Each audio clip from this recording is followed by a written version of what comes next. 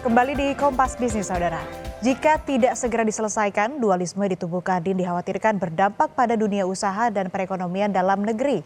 Tidak hanya berperan sebagai forum komunikasi dan memfasilitasi kerjasama di antara pelaku usaha, Kadin juga merupakan wadah komunikasi pelaku usaha dan pemerintah untuk menentukan kebijakan di sektor ekonomi. Lebih lengkap, kita akan bahas bersama Kepala Ekonom Bank Permata, Joshua Pardede. Selamat pagi, Mas Joshua, apa kabar? Selamat pagi Asri, kabar baik. Mas, dalam konteks tidak memihak Anin atau Arsyad, kita memihak pada kepentingan Indonesia, yaitu menarik investasi ke eksternal atau asing. Jika dualisme ini tidak selesai dengan cepat, lalu apa dampaknya terhadap persepsi investor asing? Mengingat selama ini banyak mediasi dengan asing yang difasilitasi oleh Kadin, misalnya Forum B20. Ya, tentu kami melihat bahwa peran Kadin itu besar sekali dalam hal mediasi dan juga advokasi ya terkait dengan kebijakan pemerintah dan juga komunikasi dengan pengusaha dan juga antar pengusaha lainnya. Tentu dengan permasalahan dualisme ini dikhawatirkan berpotensi akan bisa berdampak negatif ya kepada iklim investasi dan juga iklim usaha Indonesia karena tadi ada beberapa faktor, ada faktor ketidakpastian dalam hal keputusan ataupun kebijakan ya karena investor asing juga melihat bahwa dualisme ini berarti mencerminkan adanya ketidakstabilan dalam dunia usaha Indonesia. Yang kedua berikutnya pun juga akan bisa muncul pertanyaan besar dari investor asing terkait dengan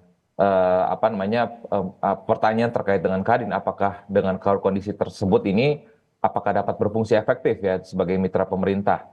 Yang keduanya juga saya pikir kepercayaan investor terhadap mediasi yang dilakukan oleh Kadin pun juga ini akan berpengaruh juga ya karena tadi juga disebutkan bahwa melalui forum B20 misalkan peran Kadin itu besar sekali dalam hal dalam hal terkait dengan mediasi dengan investor asing. Tentunya kita tahu bahwa dengan kondisi dualisme ini bisa berpotensi tadi bisa menghambat investasi-investasi asing khususnya masuk ke Indonesia. Dan yang berikutnya pada akhirnya ini akan memberikan berpotensi ya berdampak ataupun memberikan pesan negatif ya kepada stabilitas usaha di Indonesia karena kalau situasi ini berkepanjangan ini akan bisa terbentuk persepsi bahwa bahwa ya kondisi ekonomi Indonesia kita tahu seperti saat ini kondisi globalnya tidak sedang baik-baik saja tentunya dengan adanya permasalahan yang sudah ada saat ini dan ditambah lagi dengan isu dualisme di Kadin ini tentunya akan bisa berdampak tidak baik ya pada kondisi industri usaha Indonesia. Oke, itu dampak terhadap persepsi investor asing. Kalau kita bahas soal investor dalam negeri, Kadin kan memiliki peran penting ini sebagai mitra pemerintah dalam pembangunan, yakni menjadi kepanjangan aspirasi dari para pelaku usaha. Akibat dualisme ini, aspirasi pelaku usaha kan tidak bisa disampaikan dengan lancar ke pemerintah seperti yang tadi Mas Joshua sebutkan.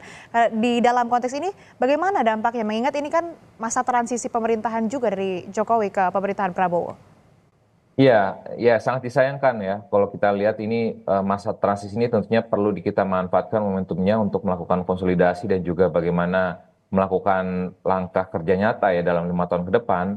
Dan kalau kita mendengar pun juga Kadin saat ini sedang membuat ya sedang merancang white paper terkait dengan upaya pemerintah mendukung upaya pemerintah untuk mencapai pertumbuhan 8% dalam 5 tahun mendatang.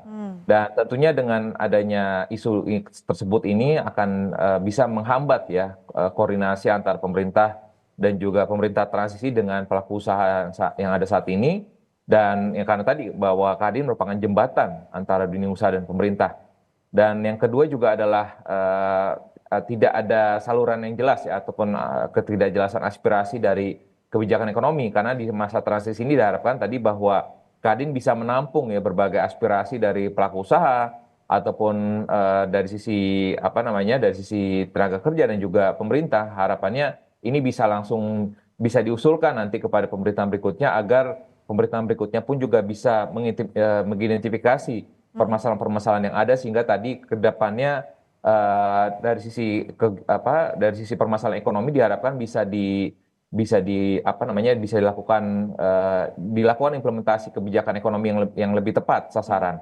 Yang tentunya tadi berkaitan juga dengan investasi asing ya, ini juga berkaitan juga dengan kepercayaan dunia usaha terkait dengan efektivitas dari Kadin itu sendiri dan juga mungkin saya juga melihat adanya pengaruh juga terhadap proyek-proyek strategis ya, karena banyak proyek strategis pemerintah ini melibatkan kerjasama aktif antara dunia usaha dengan Kadin. Ya, artinya kalau Kadinnya sendiri saat ini sedang mengalami permasalahan, tentunya proyek-proyek strategis pun juga mungkin bisa bertahambat. Dan yang terakhir adalah tadi kerugian di masa transisi ini, karena di masa transisi tadi bahwa pemerintahan baru mempersiapkan menjalankan program-programnya dan butuh masukan dari Kadin, tentunya dengan adanya apa namanya permasalahan ini, jadi fokus Kadin pun juga akhirnya untuk menyampaikan aspirasi dari pelaku usaha pun juga jadi tidak optimal, sehingga dikhawatirkan ini akan menghambat ataupun memperlambat tadi kerja dari pemerintahan baru ke depannya untuk bisa mencapai pertumbuhan yang lebih tinggi lagi ke depannya. Oke, Mas Joshua, saya ingin bahas soal target investasi tahun depan yang diset 1.900 triliun rupiah sampai dengan 2.000 triliun rupiah. Nah, ini apakah akan tercapai dengan mudah, dan di luar masalah Kadin, apa sebetulnya sih tantangan terbesar di investasi di Indonesia? Ya, di luar masa Kadin, di luar isu Kadin pun juga target 1.900 sampai dengan 2.000 triliun ini bukan target yang mudah ya, karena kalau kita melihat permasalahan yang terjadi saat ini masih terjadi arus PHK di beberapa industri manufaktur, lalu juga terkait dengan ICOR Indonesia, Incremental Capital Output Ratio Indonesia yang masih relatif tinggi, artinya efisiensi investasi di Indonesia ini masih kurang ya, artinya dibandingkan dengan negara-negara lain dengan ICOR yang relatif lebih rendah, artinya kita perlu bagaimana melakukan reformasi ya dalam hal ini apa namanya peningkatan kualitas SDM, lalu juga bagaimana peningkatan produktivitas dari industri dan juga sektor-sektor ekonomi yang ada ini harus ditingkatkan ya, karena untuk mencapai target 1.900 triliun itu adalah suatu angka ataupun suatu target yang tidak mudah, dan oleh sebab itu tadi bahwa ditambah lagi dengan isu dualisme ini tentunya akan bisa menambah lagi ya permasalahan terkait dengan tantangan yang ada ya terkait dengan tadi masalah infrastruktur, lalu juga ada ketidakpastian ekonomi global, dan juga tadi berkaitan dengan tingkat daya saing dan juga produktivitas ya. Jadi kalau kita melihat bahwa dan juga investor pun juga masih menemukan ya terkait dengan birokrasi yang masih tumpang tindih ya. Note bahwa pemerintah sudah mengeluarkan Perpu Cipta Kerja di akhir 2022, namun peraturan pelaksana yang berkaitan dengan Perpu tersebut pun juga ini masih menjadi hal yang kekosongan yang ada, sehingga makanya ketidakpastian investasi pun juga akan menjadi pertanyaan ya, sehingga target 1.900 dan juga 2.000 triliun itu menjadi target yang cukup berat apabila ditambah lagi dengan apabila kalau permasalahan dualisme di Kadin ini tidak diselesaikan dengan segera. Bukan target yang mudah ya, apalagi banyak tantangan, ditambah ada masalah baru, dualisme di tubuh Kadin yang ini juga menjadi kegalauan dari para pengusaha ataupun juga investor. Kita beralih ke eksternal lagi sedikit, Mas Joshua. Pola investasi di negara besar seperti Tiongkok kan ini berubah dari semula padat karya seperti infrastruktur dan manufaktur, ini bergeser ke teknologi padat modal, tetapi tidak padat karya. Lalu apakah keniscayaan seperti Tiongkok ini bisa dihadapi atau bahkan sudah terjadi di Indonesia?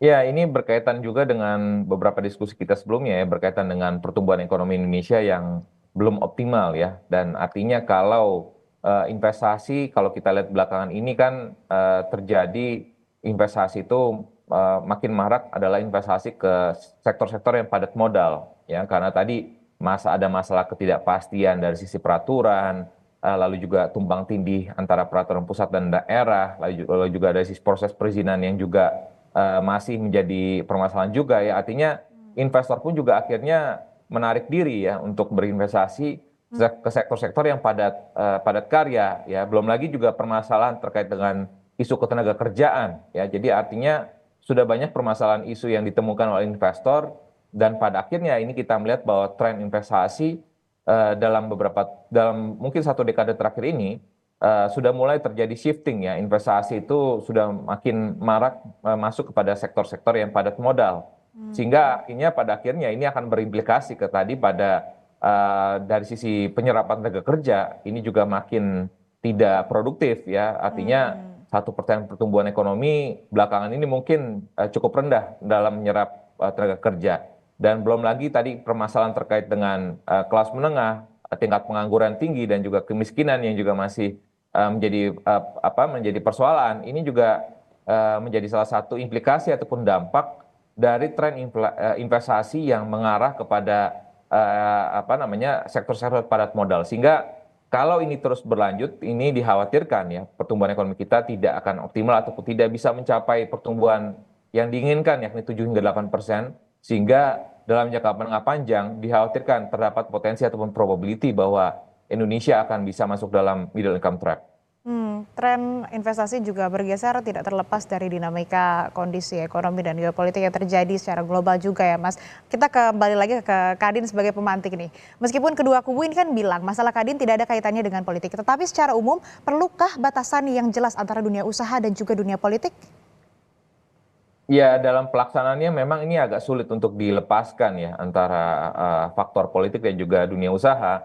Karena sebagian para pelaku usaha pun juga memiliki latar belakang politik dan lain sebagainya gitu ya. Sehingga diharapkan memang ke depannya kalau memang pihak-pihak yang memang berlatar belakang politik dan juga memiliki usaha di saat bersamaan, saya pikir memang diperlukan tadi adanya batas-batas yang jelas ya antara keperluan usaha ataupun keperluan bisnis dengan latar belakang politik yang ada gitu ya, sehingga diharapkan tadi kekisruhan seperti ini yang terjadi di Kadin ini adalah suatu lembaga independen ya, lembaga mitra strategis pemerintah yang independen.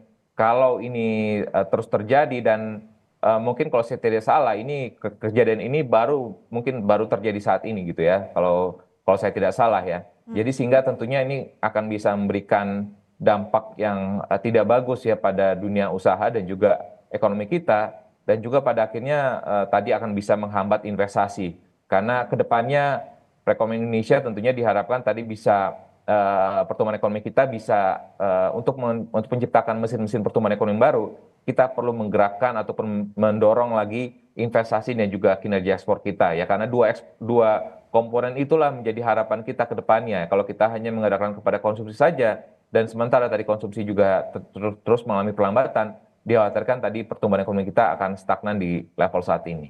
Ya, kita harapkan dualisme di tubuh Kadin dan polemik-polemik lainnya juga segera terselesaikan supaya tidak mengganggu ataupun juga menggerus pertumbuhan ekonomi di Indonesia khususnya. Terima kasih Mas Joshua Pardede, Kepala Ekonom Bank Permata telah bergabung bersama kami di Kompas Bisnis. Sehat selalu.